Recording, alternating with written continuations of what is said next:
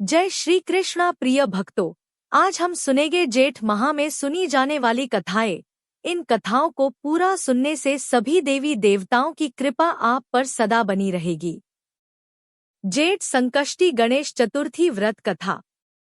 सतयुग में 100 यज्ञ करने वाले एक पृथु नामक राजा हुए।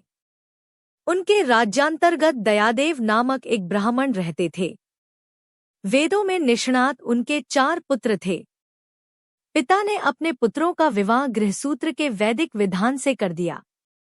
उन 4 बहुओं में बड़ी बहू अपनी सास से कहने लगी, हे सासू जी, मैं बचपन से ही संकटनाशक गणेश चतुर्थी का व्रत करती आई हूँ।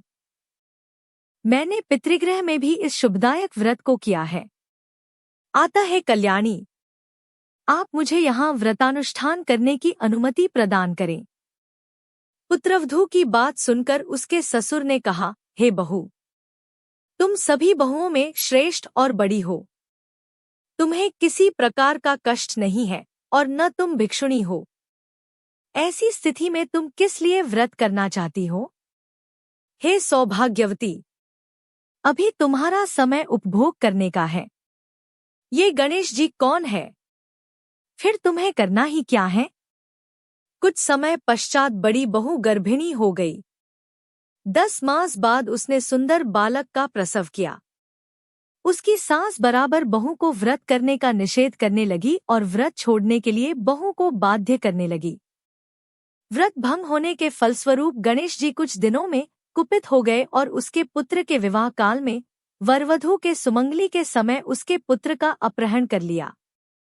इस अनहोनी घटना से मंडप में खलबली मच गई।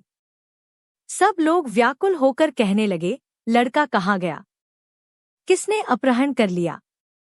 बारातियों द्वार ऐसा समाचार पाकर उसकी माता अपने ससुर दयादेव से रो रो कर कहने लगी, हे ससुर जी, आपने मेरे गणेश चतुर्थी व्रत को छुड़वा दिया है, जिसके परिणाम स्वरूप ही मेरा पुत्र गायब हो गया है। अपनी पुत्रवधू के मुख से ऐसी बात सुनकर ब्राह्मण दयादेव बहुत दुखी हुए। साथ ही पुत्रवधू भी दुखित हुई। पति के लिए दुखित पुत्रवधू प्रति मास संकटनाशक गणेश चतुर्थी का व्रत करने लगी। एक समय की बात है कि गणेश जी एक वेदज्ञ और दुर्बल ब्राह्मण का रूप धारण करके भिक्षाटन के लिए इस मधुरभाषिणी के घर आए। ब्राह्मण ने कहा कि हे बेटी, मुझे भिक्षा स्वरूप इतना भोजन दो कि मेरी क्षुधा शांत हो जाए। उस ब्राह्मण की बात सुनकर उस धर्मपरायण कन्या ने उस ब्राह्मण का विधिवत पूजन किया। भक्ति पूर्वक भोजन कराने के बाद उसने ब्राह्मण को वस्त्रादि दिए। कन्या की सेवा से संतुष्ट होकर ब्राह्मण कहने लगा, हे कल्याणी, हम तुम पर प्रसन्न हैं। तुम अपनी इच्छा के अनुकूल मुझसे वरदान प्राप्त कर लो। मैं ब्राह्मण वेशधारी गणेश हूँ और तुम्हारी प्रीति के कारण आया हूँ। ब्राह्मण की बात सुनकर कन्या हाथ जोड़कर निवेदन करने लगी, हे विघ्नेश्वर, यदि आप प्रसन्न हैं तो मुझे मेरे पति के दर्शन करा दीजिए। कन्या की बात सुनकर गणेश जी ने उससे कहा कि हे सुंदर विचार वाली, जो तुम चाहती हो वही होगा। तुम्हारा पति शीघ्र ही आवेगा। कन्या को इस प्रकार का वरदान देकर गणेश जी वही अंतर्ध्यान हो गए। कुछ समय के बाद उसका पति घर वापस आ गया। सभी बहुत प्रसन्न हुए।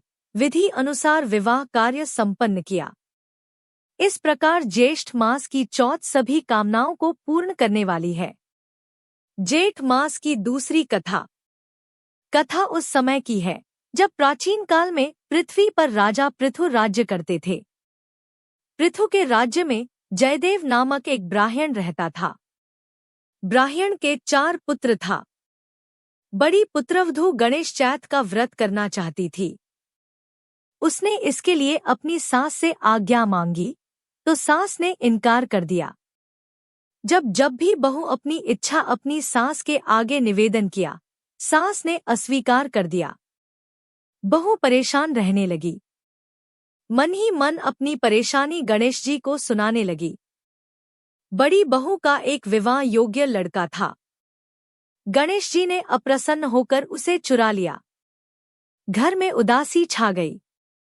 बड़ी बहू ने सास से प्रार्थना की, मांझी, यदि आप आज्ञा दे दें तो मैं गणेश चैत का व्रत कर लूं।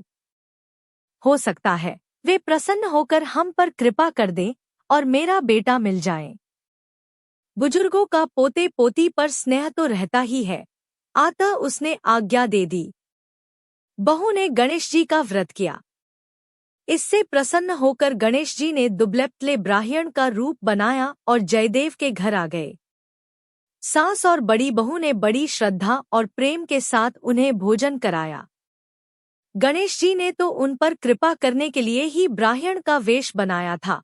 उनके आशीर्वाद से बड़ी बहू का पुत्र घर लौट आया। भगवान ऐसी कृपा सब पर करना।